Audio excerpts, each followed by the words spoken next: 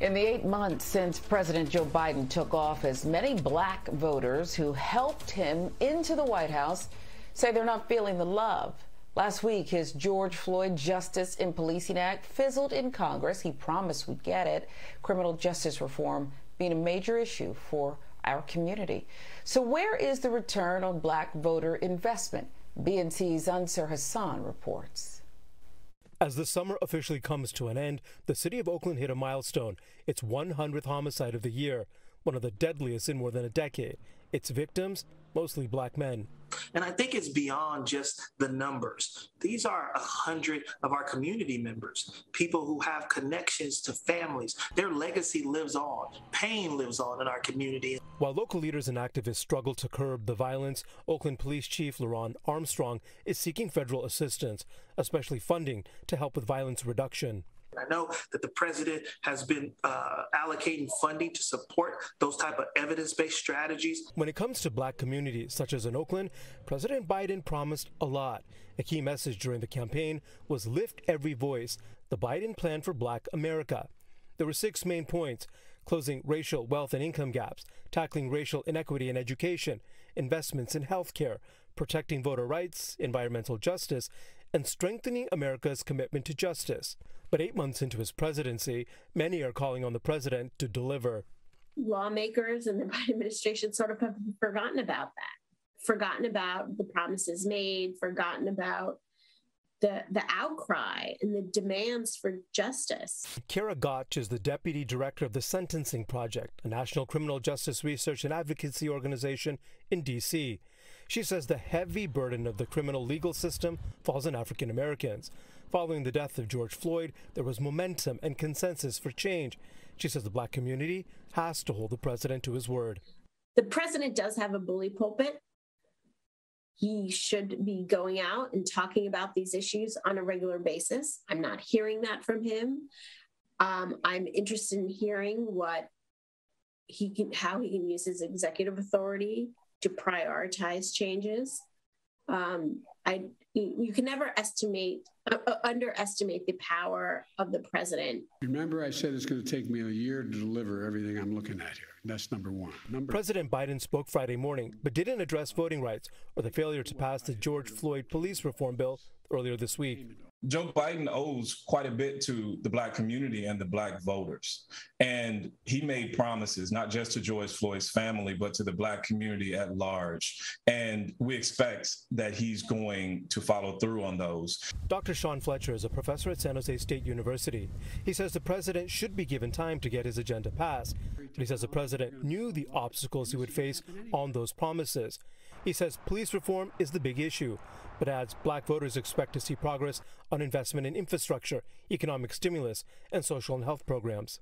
I am very heartened and encouraged by the diversity within his administration, but ultimately there's going to have to be some substance behind many of the different promises that we've been told over the last several months. That is something that ultimately he's going to have to make headway on without excuse. In San Francisco, I'm Anser Hassan for Start Your Day. Yeah, what Dr. Fletcher, I believe his name is the same. Muscle. Where's the muscle? And we're not so naive that we're saying that because you become president, you can go it alone. But there is a disconnect. Even with his incredibly diverse cabinet and administration, there's a disconnect. Haiti, the migrants, what we witnessed, and his relative silence on the matter is part of that.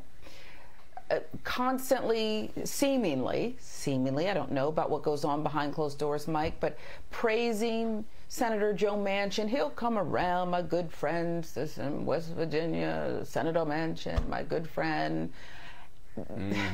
He's not coming around because it's not an urgent issue for him, okay? And I don't care how diverse, Senator Manchin's not coming around because of what he views, and rightly so, as his constituency. He's on an island as a Democrat down there. But I don't care. Black people have waited long enough. So yes, we should give him time, the president. but I'm not happy with some of his responses: voter suppression, police reform, Haiti migrants, Haitian migrants. Yep. Hey, we're going to work on the wealth gap. Might be working on that a little bit. Education, HBCUs, I'll give them that. But Boy, our list the is reason still that so long. President Biden was really put into office because of the Black Lives Matter movement, police brutality, police reform. That was one of the bigger issues. And he promised black people was going to do something about it. And oh, by the way, here's the thing. He just came out and said, oh, it's going to take a year for me to... Then stop giving yourself deadlines. Stop saying we're going to have this done by the year anniversary of George Floyd, May 25th. We're saying that. And then you tell the family of George Floyd, hey, be patient, it's going to happen. I'm going to tell you right now, Sharon, if this does not happen, if that does not get passed by the midterm, first of all, they're going to lose Congress. They're going to lose the House. They're going to lose Senate. And eventually, they're going to lose the White House, too. Because black people are not going to come out and vote like they did for them in 2020. They're not. Biden needs a little, and I hate to say it, but he needs just a smidge of Trump in him. And you know what I'm talking about when it comes to that. Yeah. When it comes to like people like Joe Manchin, when it comes to people like Kristen Sinema, you need to be like, hey, I'm going to call you out. Target him. You're going to need something in West Virginia. We're not going to give it to you. So unless you can do this for us and unite to get rid of this filibuster, because what's used to having the House, the Senate, and the White House if you can't get anything done, because the other side is not going to help you. They've already proven that. They don't want to help you. They want to get rid of you. They're doing everything they can to make sure you fail, even if it's at the detriment of this country. So stop being nice. Be a bully. Have a little Trump in you and start calling some of these people out to get what you need done. Bottom line. Don't we deserve a bully on behalf of black people after all of these centuries? Don't we deserve a bully on behalf of black people instead of negotiating for basic rights? It's goofy at this point. And you're absolutely right. What good does having the White House, the Senate, the House? Georgia was turned blue. A Jewish man and a black preacher, are now in the United States Senate. Can you believe it? So much work, such a heavy lift. What good is it if you're not going to ram it through for once, okay? If we don't stop this bleeding, we may as well, and we might very well end up back in a time where we're begging not to be 3/5 of a human being. Okay? I don't want to hear about if things have changed, how far we've come.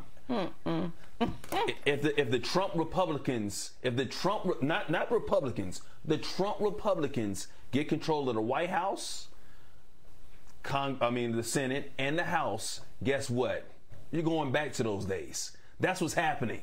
You best believe it. They're going to ram everything through. You're talking about, oh, they care about the filibuster now? They won't give a you know what about that filibuster.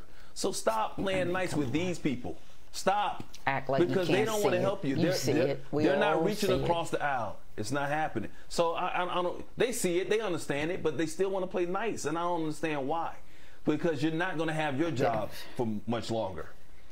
They reach across the aisle, knock the papers off your desk. That's all they're doing. Yeah. Hit the stuff off your desk. That's what they're doing. But they see that too, Sharon. I don't understand why if they see that and we know that, why are they still doing what they're doing? And the Democrats are so. The one thing I can say about the Trump Republicans is that they stick together. Oh my gosh, it could be something terrible. They will stick. We're going to stick on you. I need you. No, come in. What are they divided on? Republicans really? It's only maybe 2 Republicans out of everybody in Congress and the Senate look at them. That might be one lost her position. And they will exile them. They exile them. When it comes to the Democrats, you got the liberals, the moderates, you got the in between. Progressive. You got so much division. Progressive is so divided that they can't come together to agree on anything. And that is the issue with getting things done in Washington right now when it comes to the Democrats and their agenda, because they can't stick together. I hate to say it, sometimes it's almost like And don't take it the wrong way. Sometimes we as black people don't stick together when it comes to certain things. We don't stick together. I hate it when you say that. Well, I hate that. But you hate when I say it. But sometimes, is it true? Is there a semblance of truth there? And that is the problem. Sometimes we have to stick. We for the overall agenda.